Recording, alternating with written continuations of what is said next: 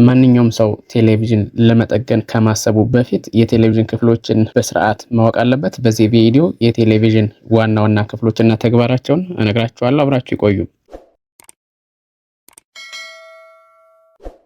የመጀመሪያው ክፍል ስክሪን ወይም ደግሞ ፓናል ይባላል። ይህ እንግዲህ ዋናው የቴሌቪዥን ክፍል ሲሆን ምስል ለማየት የሚያገለግለን ነገር ግን በጣም ሴንሲቲቭ እና በቀላሉ ሊጎዳ የሚችል የቴሌቪዥን ክፍል ነው። በዚህ ሰዓት ኤልሲዲ የሚባል አለ፣ ኤልኢዲ የሚባል አለ፣ ኦኤልኢዲ የሚባል አለ፣ ኪውኤልኢዲ የሚባል አለ። በብዛት በእኛ አገር ውስጥ የምንጠቀመው ኤልኢዲ ነው። አልፎ አልፎ ኤልሲዲም አለ፣ ሌሎችም ይኖራሉ።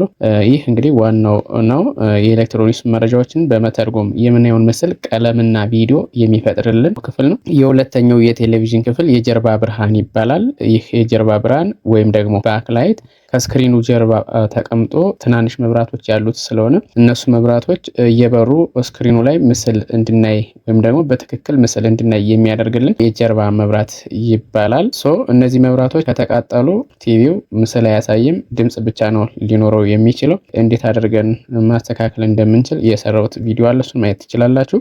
ሶስተኛው ማዘር ቦርድ የምንለው ወይ ደግሞ ሜን ቦርድ የምንለው ነው። ሁሉንም የቴሌቪዥን ክፍሎች ፕሮሰሰርን ጨምሮ ሚሞሪን ጨምሮ ከመሃል ወይም አንድ ላይ የያዘና የሚቆጣጠር ዋናው ክፍል ነው። ዋና ተግባሩ ሲግናል ማቀነባበር ነው። እንግዲህ ከሪሲቨር ሊሆን ይችላል፣ ከዋይፋይ ሊሆን ይችላል፣ ወይም ደግሞ ከፍላሽ የሚመጡትን ማንኛውንም መረጃዎች ወይም ምስሎች እና ድምጾች ያቀነባብርልናል። ሌላው ትዕዛዝ ማስተላለፍ፣ ትዕዛዝ መቀበል ነው። ሌሎች የቲቪ ክፍሎችና አንዳንድ ኤክስተርናል አክሰሰሪዎች በምንሰካ ሰዓት ትዕዛዝ ይቀበላል፣ ትዕዛዝ ደግሞ ያስተላልፋል። ስለዚህ ለዛ ነው ሜን ቦርድ ወይም ደግሞ ማዘር ቦርድ ተብሎ የሚጠራው። እንግዲህ ሜን ቦርድ የምንለው እዚህ ጋር በቀይ ለመክፈል ሞክሬያለሁ። ከዚህ ከቀዩ ወደዚህ ያለው ይሄኛው አካባቢ ይሄ በሙሉ ሜን ቦርድ ይባላል። ይሄ ነው ፕሮሰሰር የተባለ ወይም ደግሞ ሲፒዩ የተባለ ይሄኛው ነው። ይሄ ሰፊው ክፍል እዚህ ጋር ምልክት እያደረኩበት ያለው ይሄ ሲፒዩ ወይም ደግሞ ፕሮሰሰር ይባላል። ይሄ በአጠቃላይ ሙሉ ሜን ቦርድ ወይም ማዘር ቦርድ ይባላል። ይህ እንግዲህ ዋናውና ወሳኙ ክፍል ነው።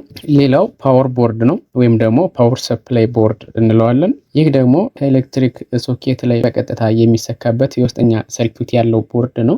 እዚህ ጋር እንደምንመለከተው እዚህ ጋር ነጭ ነገር አለ። ይህ እንግዲህ የሶኬት መሰኪያ ነው። ከግድግዳው የሚመጣው ኤሲ ፓወር በዚህ ጋር ተሰክቶ ፕሮሰስ ተደርጎ ፊልተር ተደርጎ ለቴሌቪዥኑ የሚሆን የተመጠነ ቮልቴጅ ወይም ዲሲ ቮልቴጅ የሚሰጥ ክፍል ነው። እንግዲህ ይህ ፓወር ሰፕላይ ክፍል እንደምንመለከተው ከዚህ ከቀዩ ወደዚህ በኩል ይህ ክፍል ነው። አጋጣሚ አንዳንድ ቴሌቪዥኖች ፓወር ሰፕላይ ቦርዳቸውና ሜን ቦርዳቸው የተለያየ ነው። የተለያየ ሆኖ በኬብል ነው የሚገናኙት። እዚህ ጋር እኔ የማሳያችሁ ቦርድ ግን አብዛኞቹ ቦርዶች እነዚህ ቻይና ቲቪ ላይ ያሉት የዚህን አይነት ስሪት ነው ያላቸው።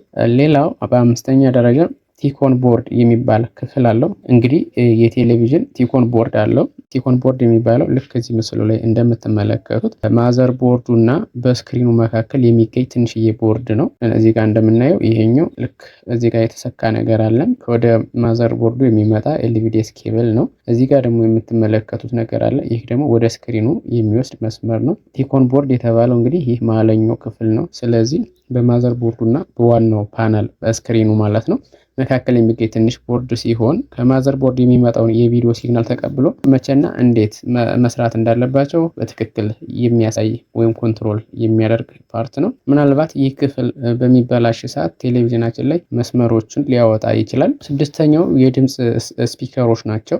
ማንኛውም ቴሌቪዥን ኢንተርናል ስፒከር አለው። ከውስጥ ላይ ሁለት ስፒከሮች አሉ፣ በሌፍት በኩል እና በራይት በኩል ማለት ነው። ልክ እዚህ ጋር በቀይ ያከበብኩት አይነት ነው። አሁን ይሄኛው የቴሌቪዥን ስፒከር ነው። ይሄኛው አንደኛው ስፒከር ነው። ይሄኛው ሌላኛው ስፒከር ነው። ስለዚህ እነዚህ ስፒከሮች ከማዘር ቦርዱ የመጣውን ዲጂታል ድምፅ ሲግናል ወደ እኛ ጆሮ እንዲስማማ አድርገው ወይም መጥነው የሚልኩልን ናቸው ወይም የሚቀይሩልን የቴሌቪዥን ክፍል ናቸው። እነዚህ ብዙውን ጊዜ በስተጀርባ ወይም ከታች በኩል የሚገጠሙ የድምፅ ክፍሎች ናቸው። እዚህ ጋር እንደምንመለከተው ከቦርዱ ላይ በኬብል መጥተው የተገናኙ ናቸው። የቲቪ ከበር ተነስቶ ስታዩት ይህንን ነው የሚመስለው። በሰባተኛ ደረጃ የሪሞት መቀበያ ሴንሰር ወይም አይአር ሴንሰር የሚባል አለ ወይም ሪሲቨር። ስለዚህ እነዚህ ነገሮች ማንኛውም ቴሌቪዥን ላይ ያለው። ምክንያቱም ይህ ነገር ስላለ ነው ከሪሞት ጋር ኮሚኒኬት የሚያደርገው። በሪሞት ኮንትሮል የምንዘጋው የምንከፍተው፣ ቮሊዩም የምንጨምረው፣ ቮሊዩም የምንቀንሰውና ስራ የምንሰራው ቴሌቪዥናችን ላይ የሪሞት መቀበያ ሴንሰር ስላለው ነው።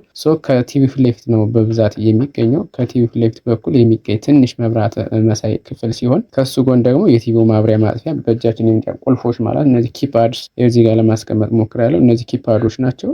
ፓወር ቻናል ማይነስ ቻናል ፕላስ ቮሊዩም ማይነስ ቮሊዩም ፕላስ ፓወር ኦን የሚሉ ሜኒው ሶርስ የሚሉ ነገሮች አሉ እዚህ ጋር። ይቺ ደግሞ አይአር ያለችባት ቦታ ነች። ጀስት ስትበራ ፓወር ሲያገኝ ስታንድ ባይ ላይት ሲመጣ ይቺ ቀይ ትሆናለች። ስናበረው ደግሞ ወደ ሆነ ከለር ወደ ሰማያዊ ወይ ደግሞ ወደ ቢጫ ነገር ሊቀየር ይችላል ማለት ነው። ከሪሞት ኮንትሮል የሚላከውን የኢንፍራሬድ ሬይ ጨረር ተቀብሎ ለቲቪው ማዘርቦርድ ትዕዛዝ ያስተላልፋል በፕሮሰሰሩ በኩል ማለት ነው። ዋና ተግባሩ ቲቪውን ከርቀት በሪሞት ኮንትሮል እንዳናደርግ ትዕዛዝ እንድናስተላልፍ የሚያደርገን ዋናው የቴሌቪዥን ክፍል ነው። የእጅ ቁልፎች ሪሞቱ በሚበላይ ሰዓት ማኑዋሊ ልንጠቀማቸው እንችላለን። በስምንተኛ ደረጃ እነዚህ ኢንፑት አውትፑት ናቸው፣ ፖርቶች ናቸው። ከሪሲቨር ላይ ወደ ቴሌቪዥኑ ምስል እንዲሄድ ዳታዎችን መላክ ቢያስፈልግ ኢንፑት አውትፑት ፖርቶች ናቸው የሚያገለግሉት። ከቴሌቪዥኑ ላይም ቀጥታ ዩኤስቢ ፖርት አለ። ፍላሽ ማስገባን ስንፈልግ ኢንተርኔት ኬብል፣ ኢንተርኔት ማስገባን ስንፈልግ ስማርት ቲቪዎች ከሆኑ የኢንተርኔት ማስገቢያ ላን ፖርት ወይም ኢንተርኔት ፖርት አላቸው።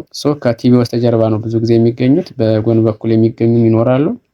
የተለያዩ ቀዳዳዎች ሲሆኑ እነሱ ኤችዲኤምአይ ፖርት ገመድ አለ ወይም ኢንተርፌሲንግ ዲቫይስ አለ። ስለዚህ በሱ ከሪሲቨር በማገናኘት ሲግናል ወደ ማዘር ቦርድ ገብቶ ከማዘር ቦርዱ ወደ ስክሪኑ ሄዶ በስክሪኑ አማካኝነት ምስል ልንመለከት እንችላለን። ኢንስቴድ ደግሞ አንዳንድ ጊዜ ኤቪ ፖርቶች ሊኖሩት ይችላሉ።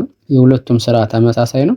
ምናልባት የቴክኖሎጂ ልዩነት ነው እንጂ ኤቪም ኤችዲኤምአይም የሚያስተላልፉት ምስልና ድምጽ ነው ማለት ነው። ምናልባት ኤቪ ከሆነ ለድምጽ የተለየ ነው፣ ለቪዲዮ የተለየ ነው ማለት ነው። ቀይ፣ ቢጫ እና ነጭ ሶስት ቀለማት ያሉት ነው ኤቪ። ቢጫው ለቪዲዮ ሲሆን ቀይና ነጩ ደግሞ ለድምጽ ማስተላለፊያ ነው የምንጠቀመው። ኤችዲኤምአይ ከሆነ ግን ሁሉንም አንድ ላይ የሚያስተላልፍ ነው። ሌላው የፍላሽ ማስገቢያ አለ፣ ዩኤስቢ ፖርት እንለዋለን። ምናልባት ፍላሽ ዲስክ አስገብተን ፊልም ወይ ፎቶ ለማየት ከፈለግን ይህንን እንጠቀማለን። እንደገና ደግሞ የተለያዩ ስራዎችን ለመስራት ከፈለግን ይህንን እንጠቀማለን። ሌላኛው ላን ወይም ደግሞ ኢንተርኔት ፖርት አለው። ብዙ ጊዜ ስማርት ቲቪዎች ላይ ይሄ ነገር አለ። ስማርት ቲቪ ኢንተርኔት ጋር ማገናኘት ሲያስፈልግ በዚህ ፖርት ነው የምናገናኘው። በመጨረሻም ይህ የቴሌቪዥን ከቨር ወይም ደግሞ የውጭ አካል ካቢኔት እንለዋለን። ይሄኛው ፓርት ማለት ነው። ምናልባት ቲቪውን ከውጭ ሆኖ ሁሉም ነገር ሴፍ አድርጎ የሚይዝልን የውስጠኛውንና ሲሆኑ የኤሌክትሮኒክስ አካላትን ከአደጋ ከአቧራ፣ ከእርጥበት በቀላሉ እንዳይጎዱ የሚከላከልልን ይሄኛው ከቨር ነው። ቴሌቪዥን መደገፊያም አለው። ጀስት እግር አለው። ቲቪው በስርዓት ቲቪ ስታንድ ላይ እንዲቀመጥ የምናደርገው ሁለት እግር አለው፣ ግራና ቀኝ።